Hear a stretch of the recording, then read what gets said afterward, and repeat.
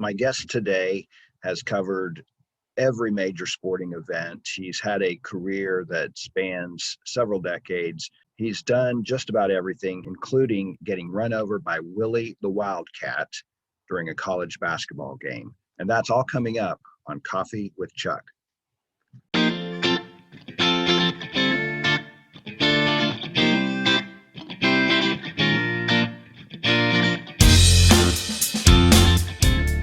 Of course, they rely on Danny Manning. He might be the player of the year in college basketball.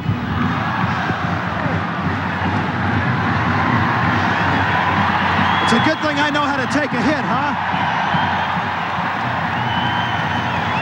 I'm still plugged in. We're talking about Danny Manning. You know, Conley, you're standing next to me. I get blindsided. You got to let me know about these things. I didn't see him coming either.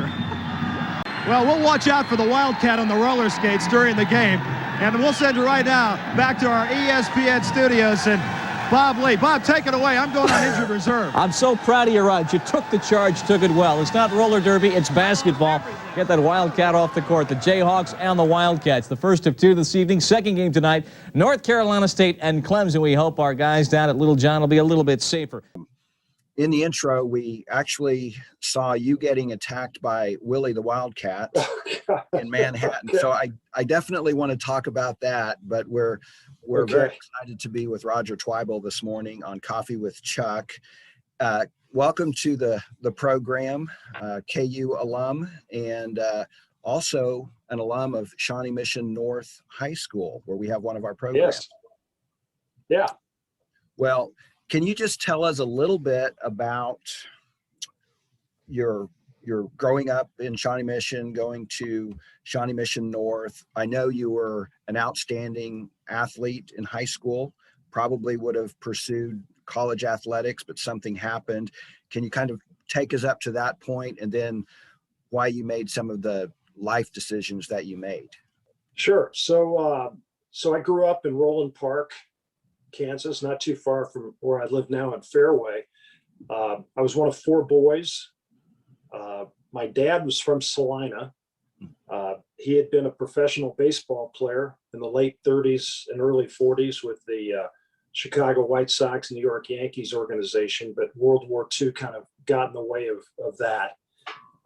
So met my mom in Kansas City and settled here. He worked for Sears Roebuck for, 35, maybe 40 years. I don't know, a long time.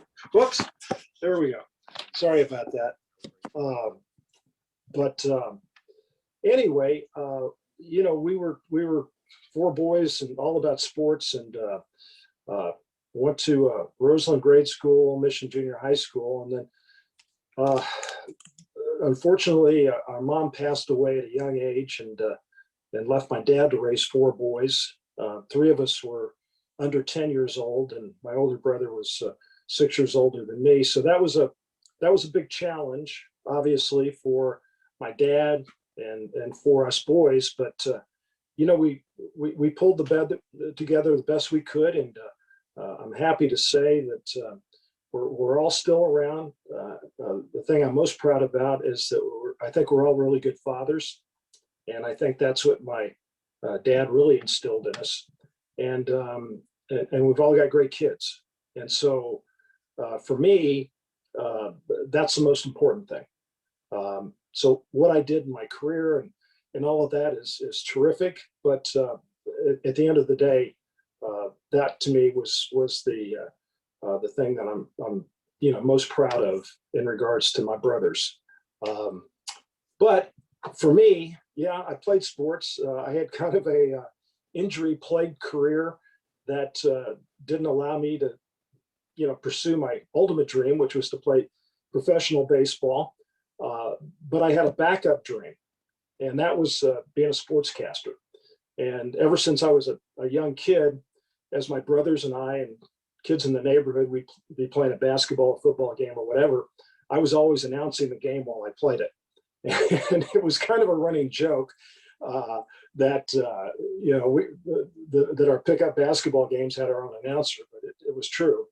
And so it just evolved so that when I tried my hand at college sports and spent some time out on the West at the University of Arizona. Had a year at junior college in California. I ended up coming back to KU and graduating from there and getting some really good experience in the broadcast school at KU, being able to,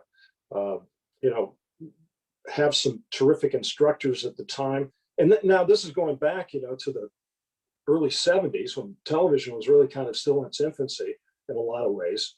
And I got to intern at a station in Kansas City, intern at Sunflower Cablevision, which was just really starting in Lawrence, Kansas, and ended up getting a job right away out of college in Tucson, Arizona, working as a sportscaster. And that's kind of how it all began. That's pretty amazing that you were able to get a job right away in a large market at that point. So the experience you had at Cable 6 and the Kansas City station while you were still in college, right. I assume that was helpful in putting your... Well, yeah, I mean, it was very, very helpful, particularly at Channel 4 in Kansas City, where, as an intern back then, that you just kind of sat around and if you went up to someone and said, hey, I can do this, they would let you try it. And fortunately, the sportscaster there was Jack Harry, just to kind of show you, Jack Harry was around Kansas City forever. And I told him that I could shoot film and edit film, and that I could get an interview with Tom Watson if he wanted. And Tom and I were the same age, and Tom was just really starting to embark on his professional career. He was at Stanford and had some success in amateur golf and getting ready to turn professional. And he kind of looked at me like, oh, yeah, right. So one of the cameramen there at the station overheard the conversation. He came up to me, he goes, hey, I'll go out and film that for you. Okay, so you can do it the way you want to do it. And so he did, which was very nice of him. And we put together a package and I handed it to Jack Harry, and he couldn't believe that he had this, it was kind of an exclusive too, which I didn't realize was such a big deal, but I guess it was. But anyway, after that, I pretty much could do whatever I wanted to do in terms of things for the sports department. And so that got me going. And then I was able to secure kind of the sports anchor job at what was, Channel 6. Max Falkenstein had been doing it, but he was also working at a bank at that time. And he just kind of ran out of time between trying to do the nightly sports show and be at the bank. So I got to anchor there at Channel 6. And then, Tucson, the connection there was that I had been a scholarship athlete at the University of Arizona. I had two brothers who followed me there. And so the way I found the job, I mean, all this stuff is, you think back about it, how things fall into place. I got a call from my brother, Bob, and he said, hey, I just got interviewed after practice by a guy at the ABC station here in Tucson. And he said it was his last interview because he had taken a job somewhere else. And he said, so he goes, it sounds like they're looking for somebody. And oh, by the way, one of our roommates quit the football team, so we need somebody to come in and help us pay the rent at the house that they were renting. my other brother, him, and a couple of guys. He says, so you really should, apply for that job. So I did, and I got it. So wow, funny how things work out like that. Yes. Well, so how long were you in that job? Because I know that you've been in several places, kind of moving up the ladder, the professional ladder. Right. So I had no, I had no idea. I mean, I drove from Kansas City to Tucson. And by the way, my car broke down in Dodge City. Here's another, I think about this stuff and how it all transpired. But so I'm driving to Tucson from Kansas City, and I'd made the drive before because I had been at school down there and such. So the car breaks down in Dodge City, and it's a little VW square back kind of wagon. And it's Friday afternoon, and I start work Monday morning. Okay. And I'm going, oh my gosh, what am I going to do? And I limp into town in this car, and I know nobody in Dodge City except, wait, I do. I know one guy who plays football at St. Mary's of the Plains College, which is no longer in existence. And Frankie Barnard, and he grew up one block away from where I grew up. and we used to, we knew each other from playing sports. And so I called the school, and the school connects me to the dorm that he lives in, and they have a football game on Saturday. I know that. And they ring the room, and he answers the phone. And I said, Frank, you're not going to believe this, but I'm here in Dodge City. And, he said, it's great. You can come to the game tomorrow. I said, well, I'm trying to get to Tucson, but my car broke down. I really need some help. And he goes, you still got that Volkswagen thing? I go, yeah. He goes, well, my girlfriend's dad owns the Volkswagen dealership in Dodge City. You can't make this stuff up, right? Wow. So it's late Friday afternoon. So he calls over there.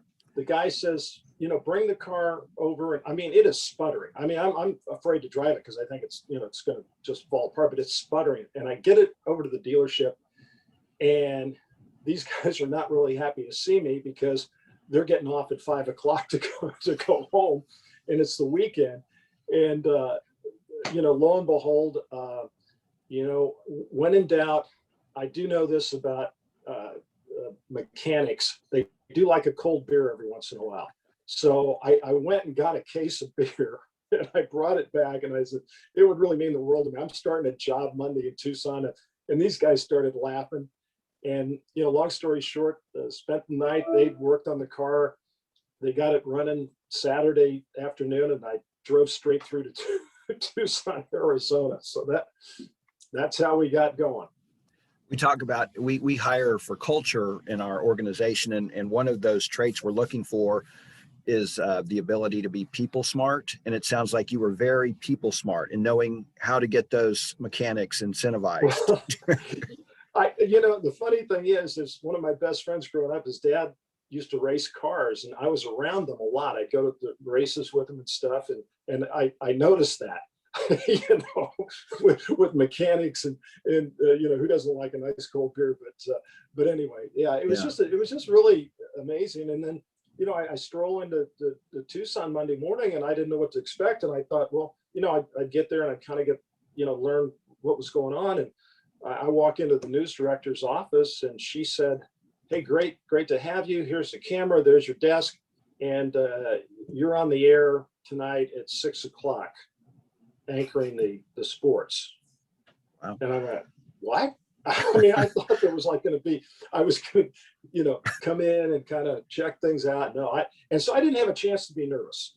I absolutely had no chance to be nervous because I had to get a show together for 6 o'clock that night. And wow. I did. And so I hit the ground running. It was the best way to start. On a sportscast like that, and I did a little sportscast at KJHK when I was at KU, so radio and all that, but putting it together, especially the first day, how do you you were in some season, but you have a lot of different sports in the Tucson area. I'm just curious how you put that cast together, and what's the first thing you do, and then how do you fill in the rest of the pieces? Well, fortunately, it was the fall, so the football season was underway. I had two younger brothers who were both playing football there, so I knew the coaches because it was the same coaching staff actually that I had played for when I was there. So I had that, so I knew I could do that. And at that point in time, Tucson, there were no pro sports teams. They did have a minor league baseball team, so it's pretty much the University of Arizona and the minor league baseball team. And then they had the golf tournaments come through there. Both the PGA and LPGA tours had tournaments. So for me, I guess I looked always first locally. Then second, is there a local connection you can tie to a national story? And so I always try to look at that end of things. And the other thing too is, as you think about local news and people watch it, you don't get a whole lot of time for sports. I mean, you might get 3 minutes, and maybe in my case in Tucson, maybe I got 4, but I like sports. So as I said, I look at the local scene, tried to see what was relevant and interesting there. Then I looked at the national scene, and then I just did sports like I like to do sports. And I say, I like to do it sports and just be yourself. Sometimes when you tell people just to be yourself, that's a difficult thing because everyone's so different, but there's a comfort level for everyone. And so my comfort level with sports was having fun with it and just enjoy it. And I was happy to be there. I was happy to have a job. I was happy to be being paid. I kept thinking to myself, they're actually paying me to do the same thing I used to do when my brothers and I would be playing, games in the neighborhood. So I just thought, wow, this is a great deal.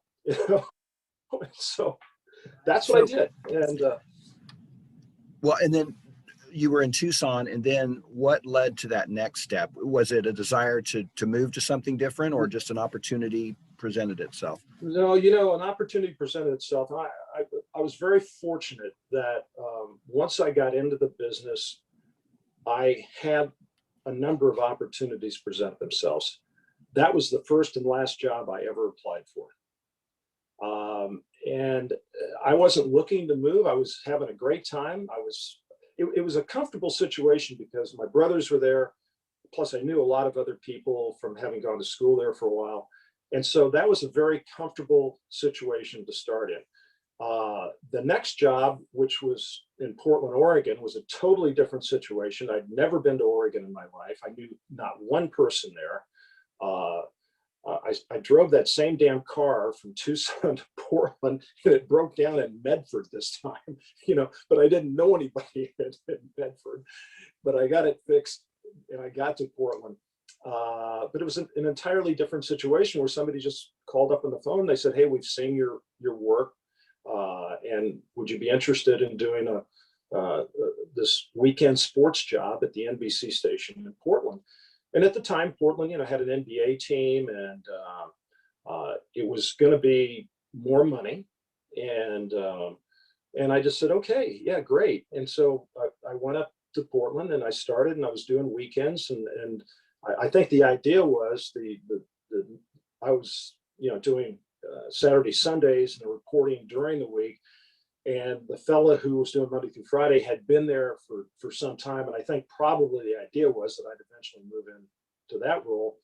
But at the ABC station, they had a sportscaster there who got fired for some reason. And they called me and they said, "Would you be interested in taking this job?" And well, one, I wouldn't have to move anywhere. Okay. Two, it was more money. And three, I'd get to be on the air Monday through Friday and really run my own show. So I did that. So I was able to stay there in Portland. So I ended up staying about, 2.5 years in Portland. And then kind of the same thing happened again. I get a call from a news director in Dallas, Texas, and he is interested in hiring me and to come to Dallas, which of course is a larger television market. It's more money and it's closer to home.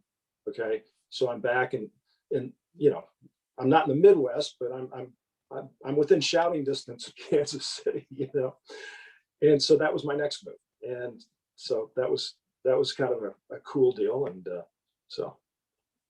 And then I don't know if it was the next job, but eventually then you made your way to ESPN, which was, it was a new network. They were covering Right.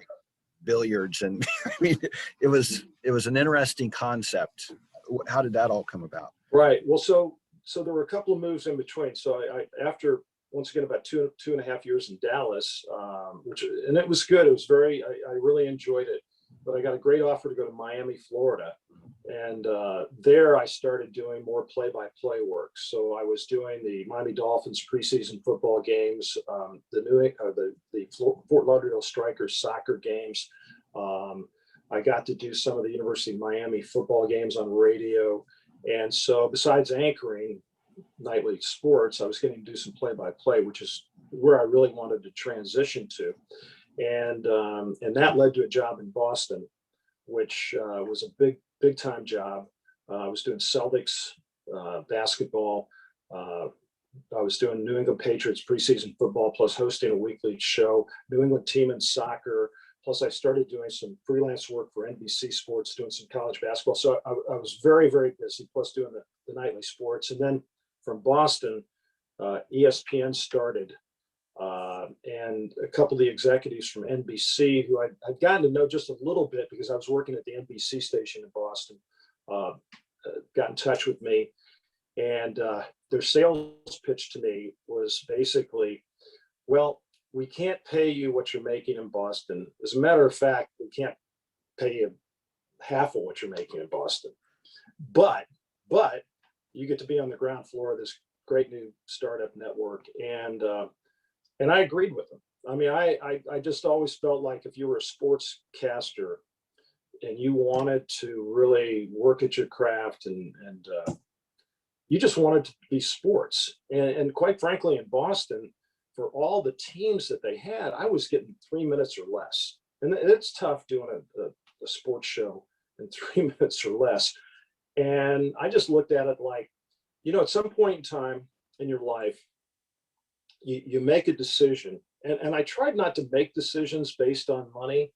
And in a lot of ways I didn't, but as you move up the ladder, you're going to get paid more. But I always felt like those steps on the ladder were good jobs, and I was advancing my career, and I was just getting paid more in the process. But I'd never looked at those jobs as the number one thing was getting paid more. That was not my number one thing. My number one thing was, gosh, when I moved to Dallas, I'm going to have, the Dallas Cowboys to cover, and the Texas Rangers. And when I moved to Miami, I was going to get to do play-by-play, and so there was always a good reason that I did it. And in Boston, I was making, for a young guy, I was doing very well financially. But I looked at ESPN and I just said, well, this is a once in a lifetime opportunity. And particularly because people said, well, it wouldn't last. Who's going to watch an all sports network? And I just said, I would, and I know there are a lot of people like me. And so I did. So I made the move. And, I've always felt if you do something you really like to do with people you like, working with, all these other things are going to work out, in the end. And, sure enough, it was the greatest move I could ever make because I got to be on the ground floor. I went there about 8 months after they started on the air and, worked there until I went to ABC Sports. And then because ABC and ESPN were owned by the same company, for a lot of years, I worked for both ABC and ESPN. And so it was just the right thing to do. And it was just more or less me believing in myself and believing in what I believe, that people love sports and they will watch it 24 hours a day. Right. And following that passion. And I think it's probably difficult for our students to fully appreciate that leap because ESPN is well known. Everybody now knows how big ESPN is. But Sure. At the time, your passion and understanding that there are a lot of other people passionate about sports, but some people may have saw that as a risky professional move at the time, possibly. Yeah. So following your passion and having a good feel for your audience really paid off. Yeah, it was risking a lot of different ways from looking from the outside, and particularly from the financial side of things, because I knew what I was going to be missing out on in terms of pay, but I also knew what I was going to be learning, the shows, the events that I was going to be able to cover, the things that I'd be able to do that I really couldn't do in local television. Like I couldn't broadcast track and field events. I couldn't broadcast, World Cup soccer. I couldn't broadcast golf. There were just so many things that I could do at ESPN that I couldn't do at the local level. And so it was like, for me, it was like, well, what a great learning experience. And, as the numbers grew, you started off with like 10 million homes. And then we get a memo every once in a while and say, hey, now we're new cable systems. We're into 20 million homes. And it just kind of continued to grow. And so it was neat. I look back on that. We had one small building. There was a trailer too that we worked out of at times. And it was really the best of times. I think if you talk to any of those people, Chris Berman, Greg Gumbel. I mean, you can go back through Bob Lee, the people that were there at the start, the people that I worked with, and they'd all say that the same thing, that the best time at ESPN was the beginning of ESPN. Well, you mentioned learning through all of these different jobs and opportunities.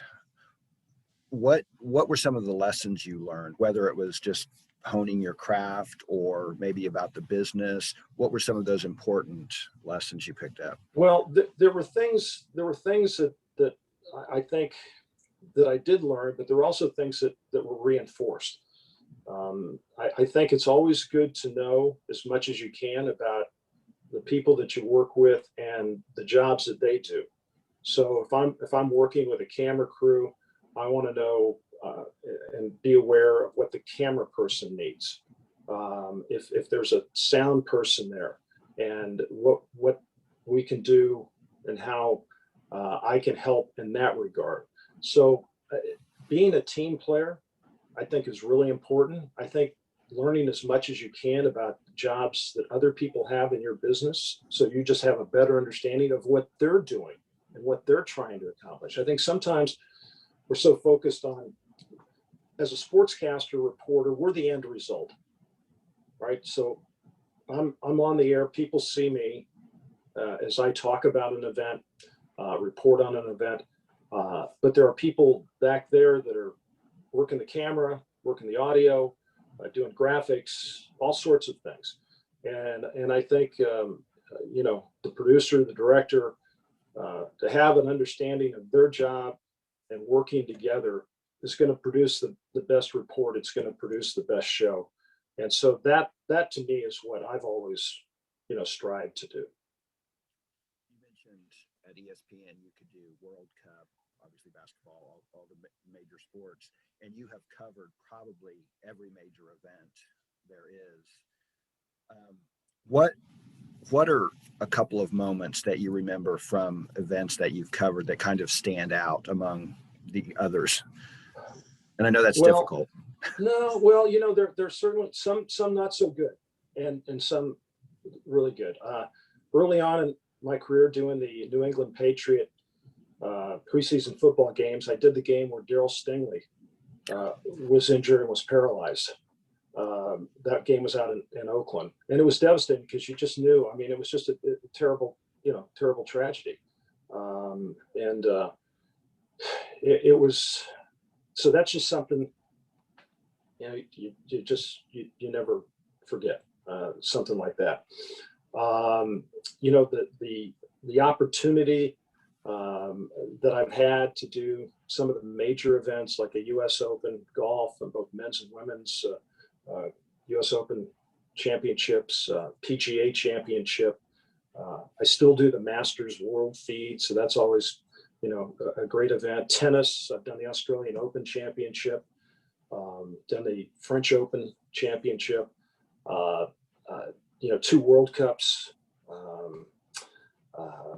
the Willie the Wildcat KUK State game would rank up there as one of the infamous moments of my broadcasting career. Can you tell us a little bit about the backstory on that? Well, hey, look, I always believe in having fun doing a telecast if you can. I mean, if the moment's right for it. And this was a KUK State game in Manhattan. And of course, being a KU grad, the local media out there kind of made a big thing about why is a KU grad doing the broadcast of the KUK State game.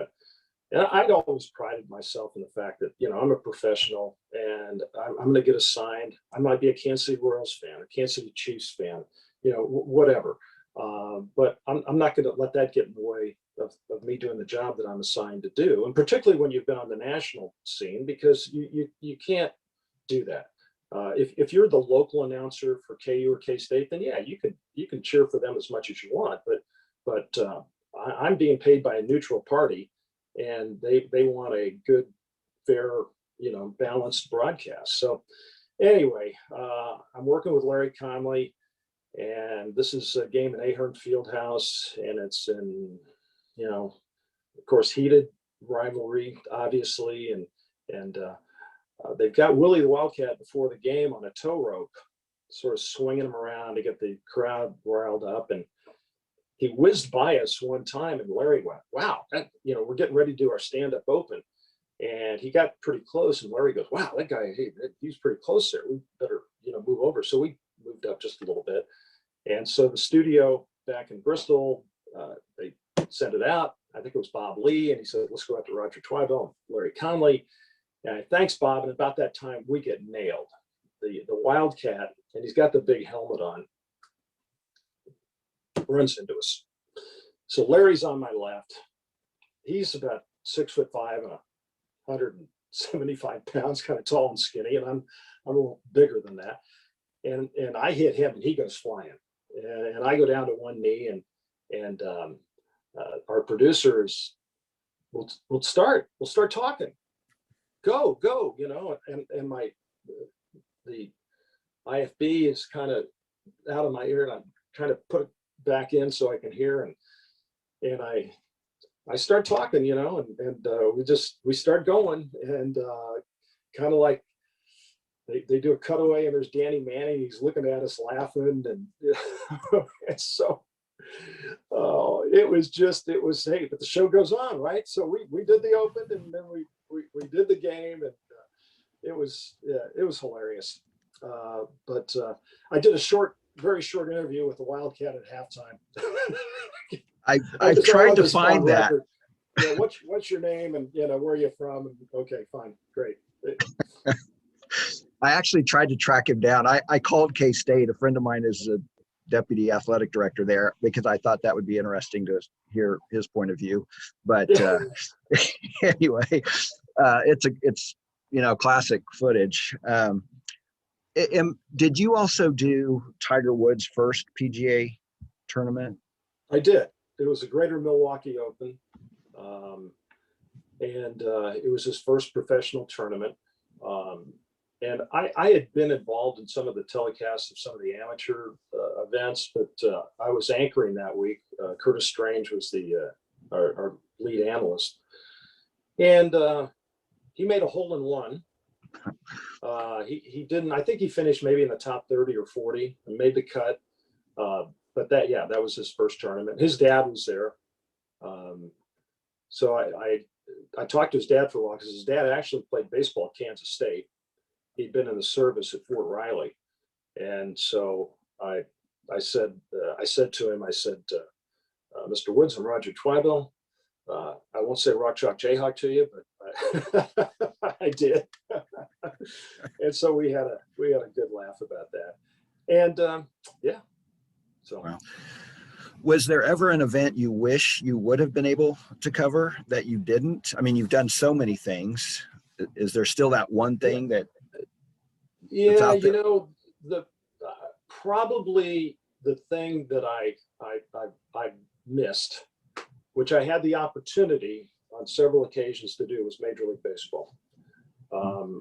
Baseball is always my favorite sport, even though I played football too. But I just love baseball. I mean, I always did. My dad was a baseball player, and I had on two different occasions opportunity to do the Kansas City Royals. One back kind of in the 80s, and then another when they were going from the transition from the Ewing Kauffman era to where there really wasn't an owner. That sort of the trust, I think, had the team and owned the team, or ran the team basically. And then the San Francisco Giants back in the 90s. But on each and every one of those occasions, I was under contract to ESPN and ABC Sports. And so the dilemma was this. The dilemma was, as much as I would love to do that, do I go to these people that have put their trust in me, essentially, and I'd signed a contract with them for a certain number of years, and asked to get out of that to do something that I really, really wanted to do, and it wasn't about money. Money had nothing to do with it, because I would have taken a pay cut in all three of the opportunities. It was more of a emotional kind of a passionate thing I have about baseball. And the fact that I'd never done that, and I really felt I'd be good at it, you know, but the timing just wasn't right. And sometimes you just find in life that it's all about timing. And so on each and every one of those occasions, I had conversations with the people. I thought about it, but I never really pushed it to see if they would be okay with me, say, readjusting my schedule or doing something, until the last time around with the Royals. And I felt good enough about the fellow that I was working for at ESPN to have the conversation about, hey, this is something I've always wanted to do. Would it be possible? I wouldn't miss any my time. And basically the Royals said, look, we'd understand that you can't do all the games. And so I had the conversation with ESPN, and I was doing their golf and stuff. And, you know, the comment back to me was, hey, we appreciate you coming and talking to us. But here's the problem. The problem is that you're under contract to us. You're committed to these events.